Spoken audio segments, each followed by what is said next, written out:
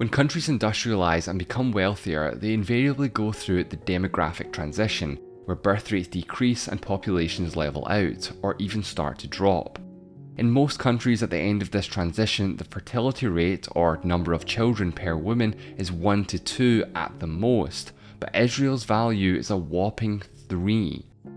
On the surface, this seems like great news for Israel. Slowing growth in other industrialised countries is already taking a toll on their economies. However, when you dig into it, this number masks a darker, more complicated reality. The recent political emergency in Israel over judicial reform is part of a larger demographic crisis driving political polarisation and religious conflict, and the country has no clear way out. To understand why, it's first important to understand that the majority of Israel's population is Jewish. This identity goes back thousands of years, historically starting with the ancient Israelites, a Semitic population from an area Jews refer to as the Land of Israel. They were distinguished by their fierce belief in only one God, rather than many. This is the basis for the modern Jewish religion, Judaism. As the only monotheistic religion at the time, Judaism developed a strong tradition of resisting external influences. Back then, religion and ethnic identity were hard to separate. Many ethnic groups had their own religion. Judaism has generally kept this distinction, even as modern concepts of religion have in many cases changed. Of course, while traditional Judaism generally has no tolerance for the practice of other religions by Jews, being Jewish is still an ethnic identity, so even today, a non-religious Jew is generally seen as just as much of a Jew as a religious one. Modern Israel defines itself as a Jewish, democratic and secular state. The Jewish part here doesn't just refer to the ethnic majority, it draws on certain ideas from Zionism, the Jewish ideology of nationalism that took shape in Europe in the 1800s. A core part of traditional Zionist ideology is that Israel serves and continues to serve as a refuge and home to Jewish people, who have historically suffered widespread discrimination or anti-Semitism.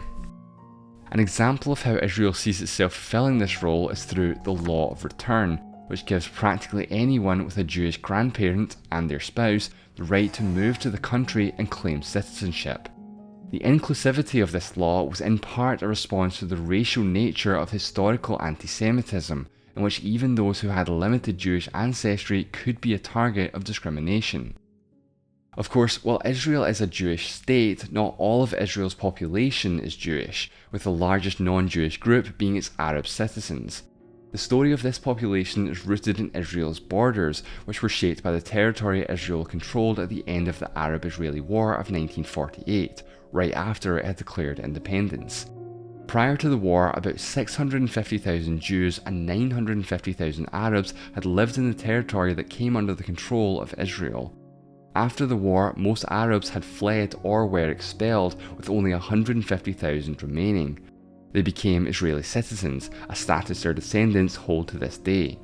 Most of the members of this community can arguably be described as ethnically Palestinian, and while this term is preferred by some, Palestinian is alternatively used as a political term to refer to the 800,000 Arabs who did not remain in Israel, the Arabs of the West Bank and Gaza, and all their descendants. In addition, some Arabs in Israel belong to other distinct ethnic groups and would not be considered ethnically Palestinian, or else reject the term Palestinian to describe themselves for political reasons. With all that being said, there is no universally accepted term to refer to Arab citizens of Israel, and self-identification varies wildly within this group. Because Israel defines itself as a democracy, it recognises all citizens as equal before the law, regardless of their background. How this plays out is not always the same in practice as in theory. While this is of course true to an extent in all countries, it's hard to deny that many Arab citizens of Israel in particular have suffered unequal treatment and even violence at the hands of the government, especially in the country's early history. Even today, discrimination and economic inequality continue to be present. Aside from the difficulty of ensuring equality for minorities, it can be hard for a nation state to also be a democracy. The ethnic group of the state stops being the majority. In such a case, the new majority can vote to change how the state defines itself. This was arguably the main demographic tension in Israel historically. For years after the foundation of the state, the fertility rate of Arabs in Israel was significantly higher than that of Jewish Israelis. Despite expectations, the proportions of the Jewish and Arab populations never inverted. Wide-scale Jewish immigration to Israel offset the difference in fertility rates. And perhaps more importantly, the rate for Arabs in Israel has dropped dramatically. In fact, the Arab fertility rate is now lower than the Jewish fertility rate as of 2020. This is the demographic transition in action. It's just that in this case, the Arab population went through it later than the Jewish population did. Even as the Arab fertility rate has dropped, the Jewish fertility rate has actually increased. But unlike previous demographic tension between the Jewish and democratic natures of the state, the reason for this increase instead highlights tensions between Israel's democratic and secular aspects. Now, Israel sees itself as a state for the Jewish people, but it's still, at least according to certain definitions, secular. This is because it doesn't recognize Judaism, or any other religion for that matter, as the official religion of the state. However, what secularism looks like in Israel is not exactly what it looks like in other countries. Nearly all individuals in Israel are legally registered as part of a religious community. The repercussions of this policy are widespread. For example, freedom of religion is guaranteed, so non-recognised communities are still free to operate. However, without official recognition, they do not receive state funding, or recognised communities do. In addition, the government only registers marriage, meaning civil marriage does not exist. In that sense, it's impossible for two people from two religious communities to get married in Israel, as well as people whose ability to marry is not recognised by their religious authority. But because Israel recognises civil marriages from other countries, many Israelis who can't get married in Israel or do not want a religious marriage go abroad, often to Cyprus. This is a holdover from the millet system of the Ottoman Empire, which was a similar way of classifying people by religion.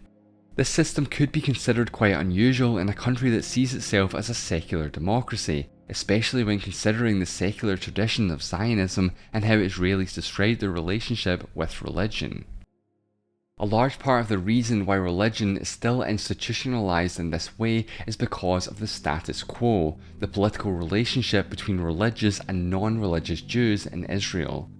This relationship started to take shape before Israel's independence based on agreements between secular Zionist leaders and Agudat Yisrael, a European organization of religious Jews that had originally been established to oppose Zionism. This position was in part based on traditional religious opposition to wide-scale settlement of the region. These agreements helped ensure that Zionists had a united front in coordinating support for Israel's establishment, while also granting concessions to religious Jews to ensure that they and their religion would have certain state protections. The religious Jews that this situation applied to are referred to as Haredi in Hebrew, and usually as ultra-Orthodox in English. The ultra-Orthodox are characterized by their strict observance of Jewish law. They have a general tendency to segregate themselves from secular society, although the details of how they accomplish this change significantly depending on the subgroup, of which there are many. While the ultra-Orthodox community has historically been small, Israel's parliamentary system means that even the small size of their political representation allows them to be a deciding factor in the formation of coalitions. This position has helped them secure several important concessions, one of which is that the sole national authority for the Jewish community be ultra-Orthodox. The most controversial of these concessions, however, is that most ultra-Orthodox Jews are effectively granted an exemption from the military draft, in addition to a stipend, if they're engaged in full-time religious study. Roughly 15 to 20% of all men who reach the draft age and who are otherwise eligible are excluded due to this policy. This has been a major issue for secular Jews for a number of reasons. First, military service is broadly seen as a fundamental responsibility. Because of its size and geography, Israel's strategic policy is never to allow battles to be fought directly in its territory. If enemy armies make even marginal gains, it could directly endanger its population centres, and potentially its very existence. This policy requires a large number of soldiers and reservists, not to mention a well-supplied and technologically advanced military. The incentive not to serve therefore has a double effect on military capability, since providing a stipend cuts into the state budget. Aside from that, there's a lost opportunity cost. The years of religious study are time that this sector of society isn't engaging in professional study or working. This policy likely influences the markedly higher rates of unemployment and poverty in this community. Of course, this also hurts the country's economy, counteracting the benefits of a still growing population. Now, this has always been a source of tension in Israeli politics, but demographic realities are changing things enough that the status quo is already starting to break down. And here we come to one of the reasons why Israel's fertility rate has actually increased. For cultural and religious reasons, ultra-Orthodox Jews have way more children than those that are not ultra-Orthodox. Now, to be fair, the growth rate in Israel's fertility rate is not exclusively linked to the ultra-Orthodox. The value of 2.5 children per woman for non-ultra-Orthodox Jews is still extremely high compared to other developed countries. Breaking down that number by level of religiosity reveals a strong correlation. The more religious the person, the more children they have. Even if Jewish Israelis have a relatively large number of children on the whole, the numbers mean that the ultra-Orthodox population will necessarily outpace the rest. This hasn't happened so far in part because of higher fertility rates among secular Jews historically, but mostly because of Israel's history of widespread Jewish immigration from other countries. So long as this immigration kept up, the total percentage of ultra-Orthodox Jews in Israeli society grew slowly. But as immigration tapered off and the fertility rate of the rest of Israeli society decreased and then stabilised in the 2000s, their total share of the population has skyrocketed. And while the current proportion of 10 to 12% might be high, it pales in comparison to projections. Roughly 1/3 of Israelis are projected to be ultra-Orthodox Jews by 2065. While tension has continued to grow between the ultra-Orthodox and the secular, there's one group in particular that is more directly in conflict with increasing religiosity in the country: the Russian Jews. Unlike the rest of Eastern European Jews, a large number of Soviet Jews, 2 million in all, survived World War II. While the Soviet Union started allowing a small number of Soviet Jews to move to Israel in the 1970s, most were barred from leaving. The collapse of the Soviet Union and the economic crisis that followed motivated the largest immigration wave in Israel's history. Over a 10-year period, nearly 1 million people from the former Soviet Union immigrated to Israel, with a much smaller number going in the decades since. All Soviet and post-Soviet immigrants are called Russian Jews in Israel, though this term isn't exactly accurate. For example, roughly 30% have come from Ukraine. While it makes sense that many Russian Jews tend to be more secular on the whole, given the history of religion in the Soviet Union, the reality is that many Russian Jews aren't even considered Jewish. Traditionally, Jewishness, for lack of a better term, is only passed down through the mother. This is the basis for the State of Israel's definition for who is considered Jewish. This is contrasted with the law of return, which allows those with up to just a paternal grandparent who is Jewish to move to the country, not to mention their spouse. Of the 1.3 million immigrants from the former Soviet Union, approximately 300,000 would not be considered Jewish. Some are Eastern Orthodox, but many more are atheist, with opposition and even hostility towards religion being common. The entry of so many non-Jews into the country has continued to grow as a political issue in Israel. This is in part because of the growth in ultra-Orthodox political representation, and especially recently because of the war in Ukraine. This has resulted in 50,000 new immigrants from Russia and Ukraine, of which 75% are not considered Jewish by the state. The animosity between the ultra-Orthodox Jews and the Russians in particular is indirectly part of the reason why Israel has been forced into a total of 5 elections in the past 4 years. While the ultra-Orthodox community is the most notable example of shifting demographics in Israel, there is one other group that is having an increasingly profound effect on Israeli society, not to mention its international standing. Shortly after the 6-Day War in 1967, the Israeli government began to encourage the creation of settlements in the territories that it captured from Jordan, Egypt, and Syria. Israel eventually dismantled the settlements in the Sinai as part of the peace deal that returned it to Egypt, and later on unilaterally removed the settlements from Gaza. However, the settlements in the West Bank have continued to grow in size. Today, the West Bank is internationally recognised as occupied territory. The Palestinian population in this area is represented by the Palestinian National Authority, as Jordan renounced effectively all of its connection to the region in 1988. The Israeli government has negotiated with the Palestinian National Authority with respect to sovereignty over the territory, an issue that's way too complicated to go into in this video.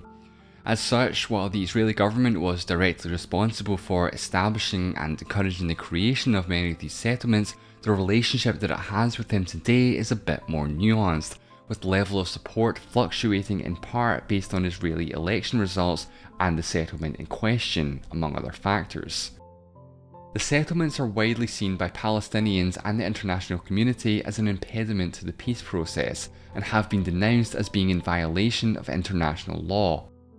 Settlers themselves are often painted as a homogeneous group of violent extremists, though the reality in this case is somewhat more complicated. Many Israelis have chosen to live in the settlements because of lower cost of living and better quality of life, despite the political and practical implications. This is largely the case for settlements that are located on the edge of the territory within commuting distance of major Israeli cities. It also applies to those that were built as subsidised housing for the ultra-Orthodox, who now account for 30% of all settlers, yet whose decision to live in the region is mostly motivated by economic considerations. On the other hand, many of the smaller settlements located in hard-to-reach locations near major Palestinian cities tend to be more ideologically driven. Today, these ideological settlers are the most prominent members of a group commonly referred to as religious Zionists. Religious Zionism as an ideology has been around for longer than the State of Israel. Unlike the ultra-Orthodox, who have been at best cautiously involved over the years, religious Zionists are highly committed to the cause, just in a different way than the historically more influential secular Zionists. Instead of the state being the main focus with its institutions and government functions, the land itself and the spiritual connections that Jews have to it is fundamental. Because the West Bank in particular includes a large part of the historical land of Israel, Jewish settlement of what they would call Judea and Samaria is of fundamental importance to many religious Zionists. Many Israelis hold views that could be categorized as religious Zionist to varying degrees, even some relatively secular ones. However, when the term is used today, it is often ascribed to the extreme right of the movement, which, despite its small size in the past, has had a disproportionately negative impact on the region. American-born Rabbi Meir Kahane is among the earliest and most prominent examples. The political party he formed was eventually banned from participating in Israeli elections under laws barring racism, and was even designated as a terrorist organization by the Israeli government. Then there's Baruch Goldstein, another American-born religious Zionist and a follower of Kahane, who massacred 29 Palestinian worshippers at the Ibrahimi Mosque in Hebron in 1994, an attack that was broadly condemned in Israeli society. And finally, Yigal Amir, who is considered a religious extremist even by other members of his religious military unit, assassinated Prime Minister Yitzhak Rabin in 1995 in opposition to his support for a peace plan with the Palestinian National Authority. Things have changed since the 80s and 90s. While the ideology behind these examples was on the fringe then, the extreme right of religious Zionism is increasingly becoming mainstream. Meir Kahane never managed to get more than one seat in the Knesset, but the religious Zionist parties today have 14. And these parties are very much extreme right. Of the two main religious Zionist parties in the current Israeli Knesset, the head of one used to have an image of Baruch Goldstein hanging in his living room, while the other, well, this is the controversy section of his Wikipedia page. The increasing political power of these groups is striking but unsurprising. Unlike the ultra-Orthodox, religious Zionists tend to be highly engaged institutionally and have become far more prominent in positions of authority, including in the military. That being said, the sheer increase in the number of votes, especially over the last few elections, can't be entirely ascribed to the extremist population alone. Many Israelis who voted for these parties are not necessarily committed supporters, but have grown ideologically similar enough to tolerate some of the more extreme views. While this growth in popularity is in part driven by political shifts, as with the ultra-Orthodox, demographics also plays a role. Unsurprisingly, religious Zionists, and those that are ideologically similar enough to vote for them, tend to be more religious. And again, more religious people in Israel tend to have more children. And in this case, not only is immigration not able to offset the growth, it's actively contributing to it. The only large Jewish community left outside of Israel is the one in the United States. The overwhelming majority of American Jews have little interest in moving to Israel, and it's unlikely that this will change anytime soon. However, those that do move to Israel tend to be more religious and more engaged with the settler movement, with a disproportionate number of Americans in West Bank settlements in particular. With so much of the Knesset and the current government already composed of right-wing religious parties, it's not just the religious status quo that is at risk. The recent push by the Israeli government to pass a judicial reform is an indication of how Israel's political structure will undoubtedly be changing.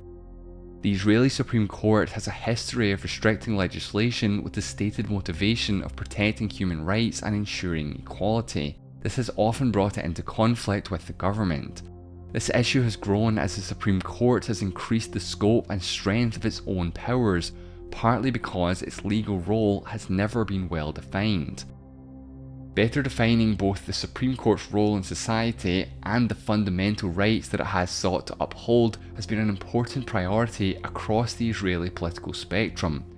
However, the exact provisions of the current reform have been highly controversial. For example, Supreme Court justices have historically been chosen through a committee consisting of different parts of the Israeli government and legal system. The legislation is said to give most of the control over the appointment of judges to the government. Even more controversial is that it would allow the legislature to override the Supreme Court by majority vote. While supporters for the reform have argued that these changes appropriately return power to elected representatives, critics contend that this specific approach concentrates all political power in the office of the Prime Minister and is a significant step towards dictatorship. This opposition has motivated what are by far the largest protests in the country's history. Polarization is now so strong that there has even been talk of civil war.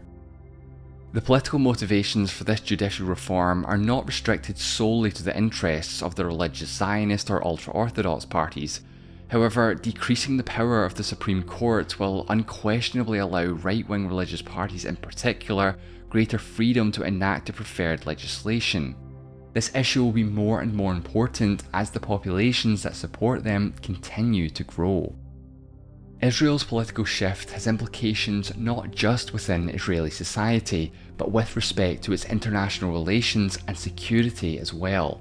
With a weakened court and increasingly strong right-wing parties, potential changes to Israeli government policy with respect to the Israeli-Palestinian conflict could lead to greater difficulties with surrounding Arab states, especially those with whom they have peace treaties. However, Israel's biggest geopolitical risk relates to its historically strong and bipartisan support in the United States. US officials have consistently claimed that Israel's status as a democracy is a large part of this support. If Israel's democratic nature is seen to change, it's unclear what effect this could have on its relationship with the US, particularly with respect to military aid. The current political crisis is the result of a much greater ideological divide between religious and secular Jews in Israel. Regardless of its outcome, ultra-Orthodox and religious Zionist influence on Israeli policy will continue to grow. The demographics make this inevitable. Given the current polarisation, it's hard to see how the country will be able to navigate the huge changes that are no doubt on the way. Only time will tell what effects this will have on broader Israeli society and on Israel's place in the world. In order to get an idea of what the country might be turning into, it helps to have a bit of a deeper understanding of what the country actually is. Some additional context about Israel didn't quite make it into this episode, so I decided to put together an entirely separate companion video to this one over on Nebula. For those who don't know, Nebula is a creator-owned streaming service that was built by me and several of my creator friends, many of whom you're probably already very familiar with.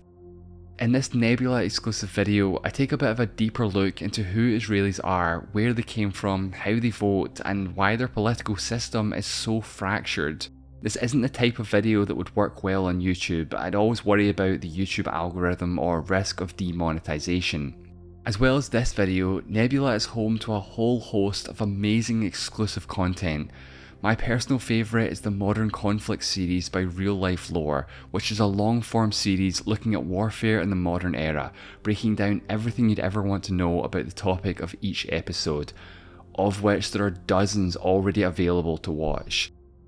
In addition, you also get access to Nebula classes when you sign up with my link. You can watch classes from several of your favourite creators, whether you're looking to improve as a creator yourself or just take a look at some behind the scenes stuff and see how they make their content. As if all that wasn't enough, many videos get uploaded to Nebula first before going live on YouTube, like this video you just watched for example. But some content goes up a whole week early, like episodes of Jetlag for example, the series where Sam from Wendover turns the world map into his own personal board game. And all videos on Nebula are completely ad-free and sponsor-free. If you sign up to the annual plan using my link, you can get 40% off the subscription price. That's only about $2.50 per month. You can sign up by clicking the button on screen now or the link at the top of the video description, and you'll be helping support Wonder Why and the content I make. And as always, thank you so much for watching, and I'll see you next time.